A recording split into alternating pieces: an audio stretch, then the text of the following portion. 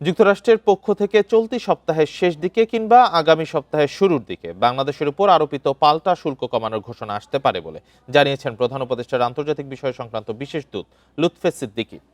রাজধানীর foreign service একাডেমিতে এক সংবাদ সম্মেলনে লুৎফে সিদ্দিকী এ কথা জানান।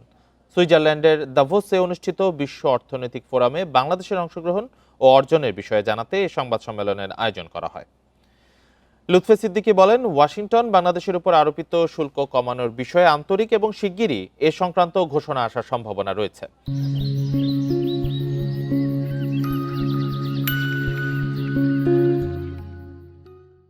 তবে বিদ্যমান 20% শুল্ক ঠিক কতটা কমানো হবে তা এখনো স্পষ্ট নয় বলে জানান। একটু আমাদেরকে আশ্বাস দিল যে আমাদের যেটা এখন আছে 20% রেসিপ্রোকাল ট্যারিফ, এটা আমরা কিছু ইমপ্রুভমেন্ট পেতে পারি। আর এটা ছাড়া আরও কয়েকটা সেক্টরে আরও কিছু ইমপ্রুভমেন্ট পেতে পারি। আমি এর বেশি আর কিছু বলবো না, কারণ এটা যখন আমরা সংবাদটা পাবো, আমরা আশা করছি এই সপ্তাহ শেষের দিকে বা আগামী সপ্তাহ থেকে হয়তো পাবো। তো যখন হবে তখন এটা আমরা আরেকটু পাবলিকলি বলবো।